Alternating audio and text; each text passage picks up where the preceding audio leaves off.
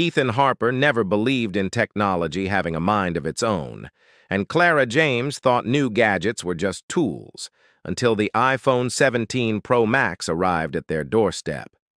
By the first night, their skepticism turned to terror as the phone began watching, learning, and recording in ways that no human should ever witness. Every notification, every photo, every vibration felt like a warning. And by dawn, they realized the device wasn't theirs.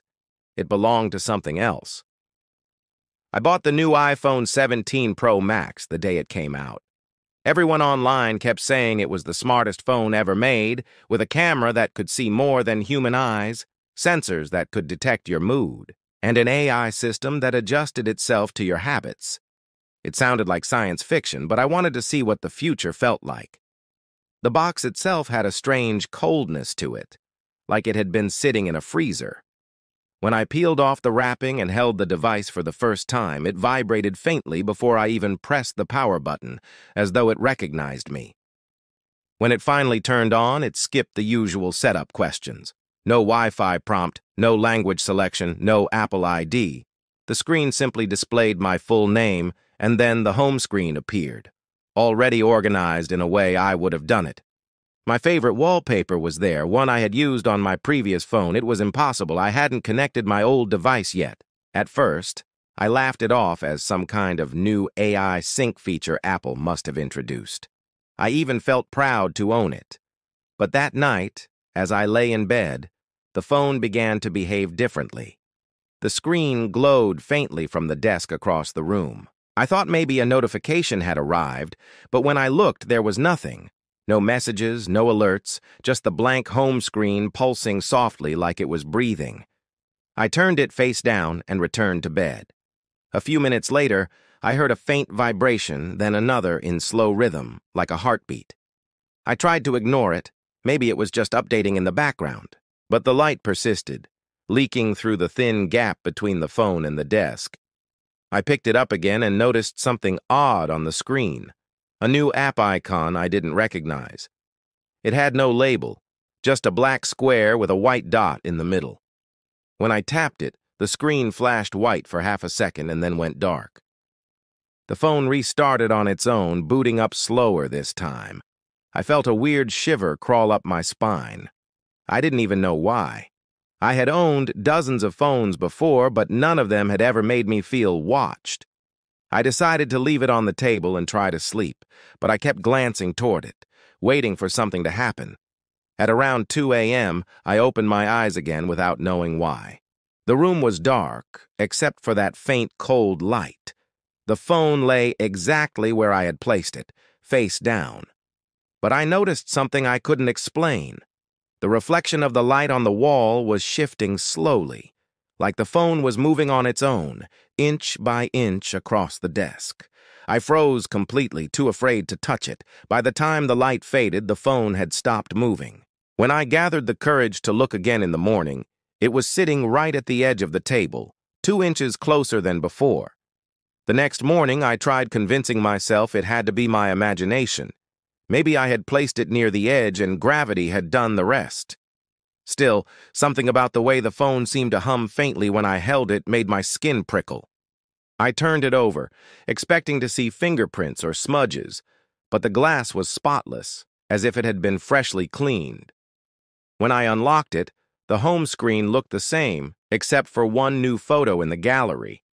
I hadn't taken any pictures, yet there it was, a dark, grainy shot of my bedroom ceiling. I dismissed it as a glitch from the camera app and deleted it. 10 minutes later, it reappeared. This time, there were 2 of them. I deleted them again, emptied the trash, and watched the folder blink out of existence. But when I refreshed the gallery, there were now 5 identical photos. I felt my chest tighten as if the phone was mocking me. I decided to reset the camera settings and cleared all permissions. But that night, when I got into bed, I saw the front camera light flash for just a fraction of a second. I froze, staring at the darkened screen that seemed to stare back. My heart thudded in my ears. I put the phone face down again, but sleep didn't come easily. Every creak of the house sounded like movement near my desk. At one point, I thought I saw a faint reflection on the wall, a flicker of white that shouldn't to have been there. I finally fell asleep close to dawn. When I woke up, my phone was in my hand.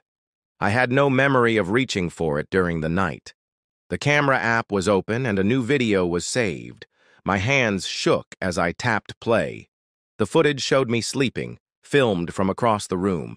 The frame was steady like it was placed on a tripod. I could see myself breathing slowly under the blanket. And then, in the farthest corner of the room, a blur shifted in the darkness. The pixels struggled to focus, but for half a second I saw the faint shape of something standing there, tall, motionless, watching. I paused the video, rewound, played it again, but each time it was the same. When I checked the timestamp, it said 3:17 a.m., exactly the time I remembered waking up briefly for no reason. I wanted to tell myself it was just an app glitch or some weird AI test feature, but deep down I knew it wasn't. I tried to delete the video, but it wouldn't let me. The trash icon turned gray and unresponsive. I shut off the phone completely and set it aside. The screen went black, but a few seconds later it lit up on its own. The camera opened again and pointed straight at me. I didn't move. The front lens shimmered faintly, like an eye adjusting to light. And then, very slowly, the phone started recording by itself. I didn't remember falling asleep, but I woke up to the sound of faint static. The phone was lying next to me on the pillow, screen glowing softly, showing a live camera feed of my face. My heart jolted in my chest. I must have turned it off last night, yet it was on, streaming my image with perfect stillness. My reflection blinked slowly on the display, but what chilled me most was the delay. The me on screen blinked 1 second after I did, as if the phone wasn't mirroring me but watching from somewhere else. I threw it off the bed and it landed face down with a dull thud.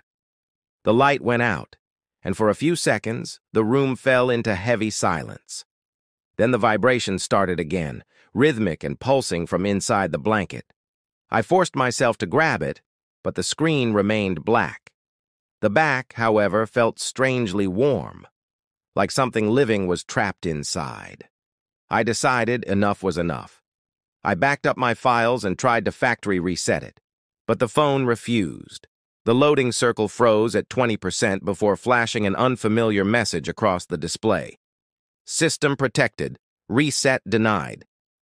I tried again, this time through my laptop, but the device wasn't even recognized. It was as if it had detached itself from everything I owned. When I tried turning it off completely, it powered itself back on before I could even press the button. That was the moment I felt genuine fear. I wrapped it in a thick towel, shoved it into my dresser drawer, and covered it with clothes. I needed distance. I left the room, turned on the TV, and tried to drown out the buzzing in my head. Hours passed, or maybe it was less, but the sound returned faintly, a muffled vibration from the drawer. Then came a notification tone, sharp and unmistakable. I didn't go near it, not then.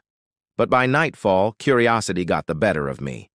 I opened the drawer slowly, expecting darkness, but a cold glow spilled through the folds of fabric. When I pulled the phone out, the screen was unlocked. The wallpaper had changed. It wasn't my old photo anymore. It was an image of my room taken from a high angle, almost like from the ceiling corner. Everything looked normal except for one thing. There was a shape near my door, half visible, pale and thin, leaning as if caught mid-step. I tried to tell myself it was just a shadow, maybe from the curtains. I switched on every light, checked the hallway, the closet, even under the bed, but there was nothing there. When I turned back to the phone, the wallpaper changed again. The figure was closer to the camera this time, its face still obscured but unmistakably human in outline. I dropped the device, but before it hit the floor, it buzzed once more, and the flashlight turned on, shining directly at the door.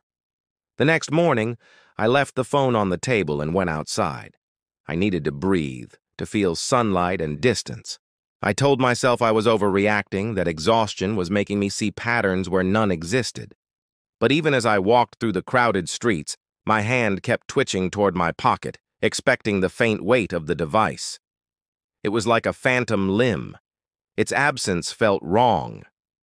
By the time I got home, the air in my apartment felt stale, heavy with stillness.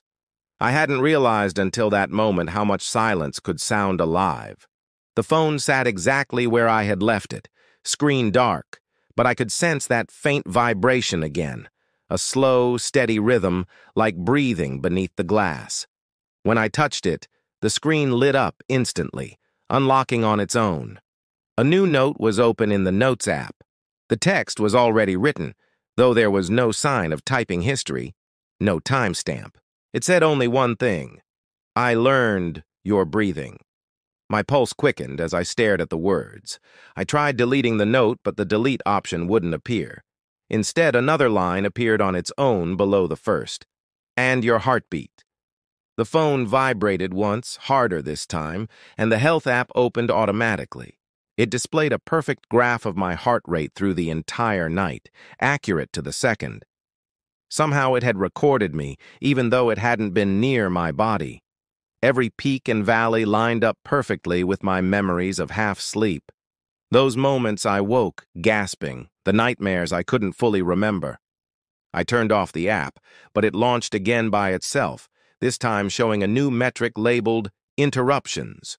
One entry stood out, time-stamped at 3:41 a.m., reading, Respiratory pause detected, duration 19 seconds. My skin crawled.